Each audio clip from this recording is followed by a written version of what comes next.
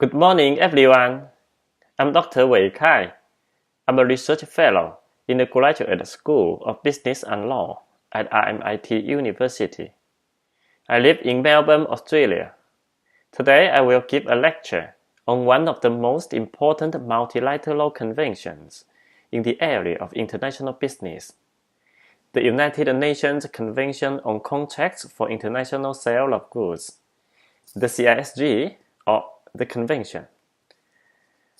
It's possibly the most successful treaty in the history of modern transnational commercial law. Given its significance and global impact, I will introduce some key clauses of this convention. I hope you can enjoy it, and it can help improve your understanding of this convention.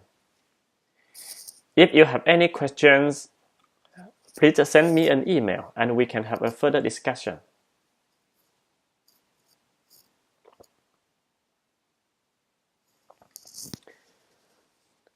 We all know trading is very important for improving our living standards. With international trade, we are able to buy all kinds of goods from across the world. It also helps to create new job opportunities and promote economic development of many nations. However, there are so many barriers to smooth international trade and business.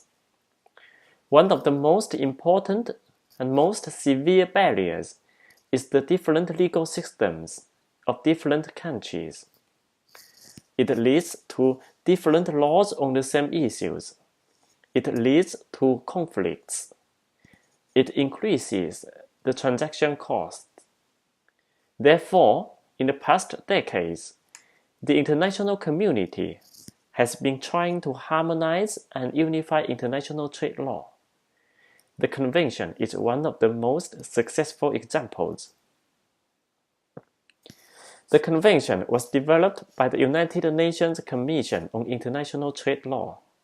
Its acronym can be pronounced as WINCITRO. WINCITRO was established by the United Nations General Assembly in 1966.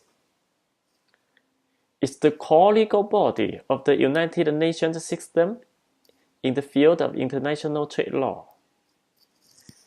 The WINCITRO's primary business is the modernization and harmonization of rules on international business. In 1980, the convention was signed in Vienna. Therefore, the convention is sometimes called the Vienna Convention.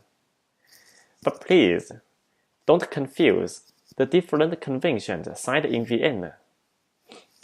You see, Vienna is the city that hosts many major international organizations, and a lot of treaties have been signed in that city.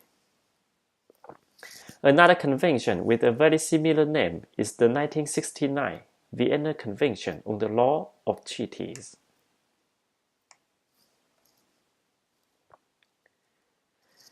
Signing an international treaty or convention does not make it binding, but it indicates support for the principles of the convention and the country's intention to ratify it. There are some cases in which a nation has signed a convention but never ratifies it. The convention became a multilateral treaty on January 1, 1988, after ratification by 11 countries. So far, 88 states have ratified the convention. Countries that have ratified the convention are referred to as contracting states within the convention. Cameroon is the most recent nation that ratified the convention. It was done in October 2017, not long ago. We should pay attention to some key absentees: the United Kingdom, South Africa, India, Hong Kong, and Taiwan.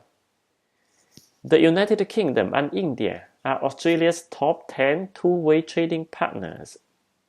Hong Kong is part of China, and it's also a very important trading partner of Australia.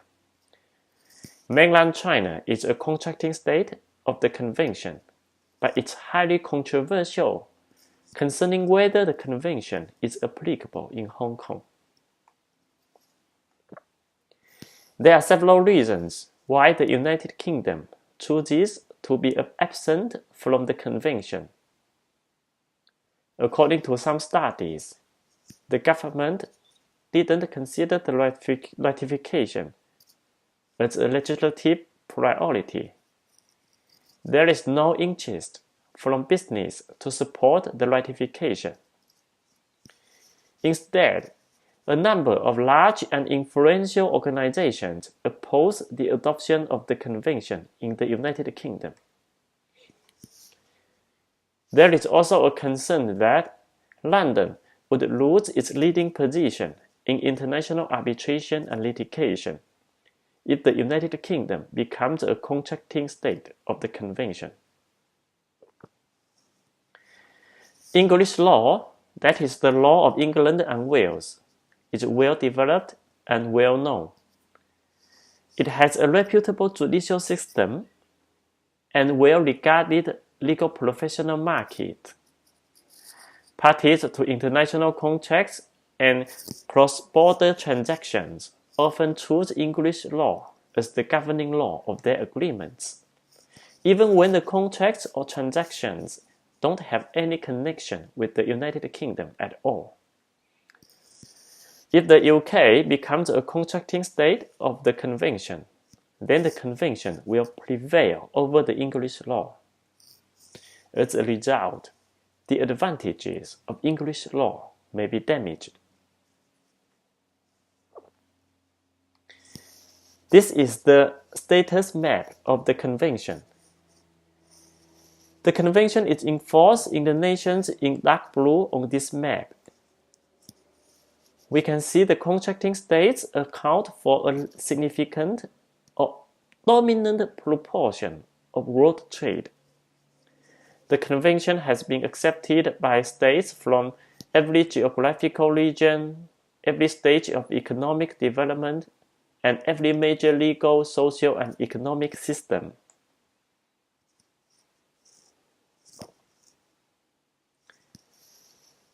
The Convention provides significant flexibility for the contracting states and autonomy for the parties of a contract. Contracting states have the option to exclude the application of some specific articles of the Convention. They can do so by making a declaration. While some contracting states have lodged declarations, the vast majority, about 3/4, don't have any declarations. They accept all the articles of the Convention. It shows the wide acceptance of the Convention. I will introduce some declarations in the following lectures when it's relevant. Parties of a contract under the governance of the Convention can exclude or change the application of the Convention. For example, a contract of sale of goods between parties in Australia and China can agree. This contract is governed by Australian law, excluding the Convention. Alternatively, they can agree this contract is governed by Australian law, excluding Article XYZ of the Convention. This is party autonomy. The success of the Convention has gone far beyond the expectations of the people who drafted it. It has been commended as, quote, the greatest influence on the law of worldwide transborder commerce, unquote. It has also been called, quote, most successful international document so far, end quote, in unified international trade law. Professor Harry Flexner has even wrote and performed a song about the convention. It's really funny and I really enjoy it. It's available at YouTube. You can access it after the lecture.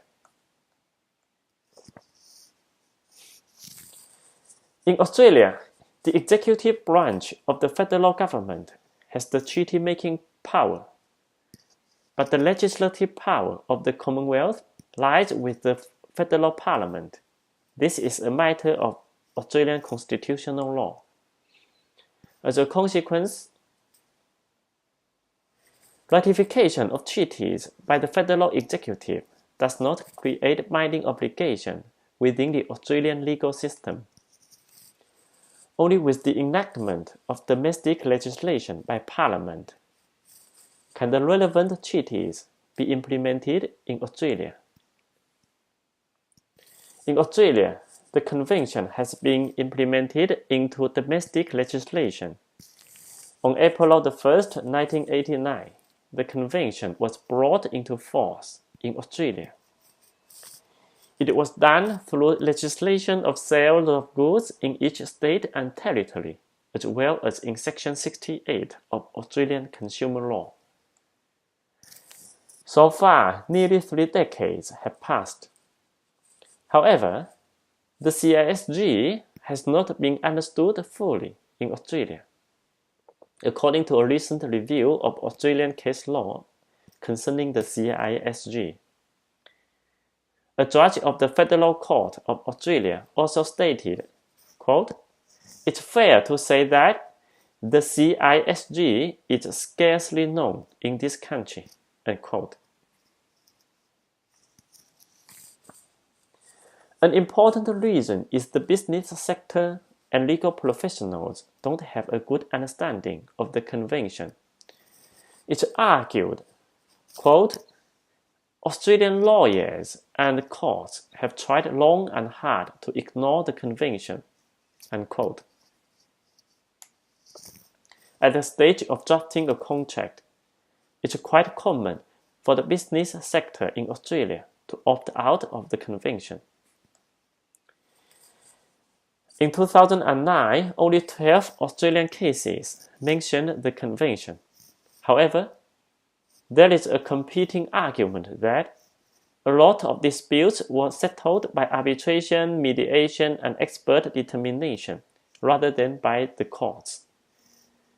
Another possible reason was, in 2009, 2 of Australia's key trading partners, Japan and the United Kingdom, were not contracting states.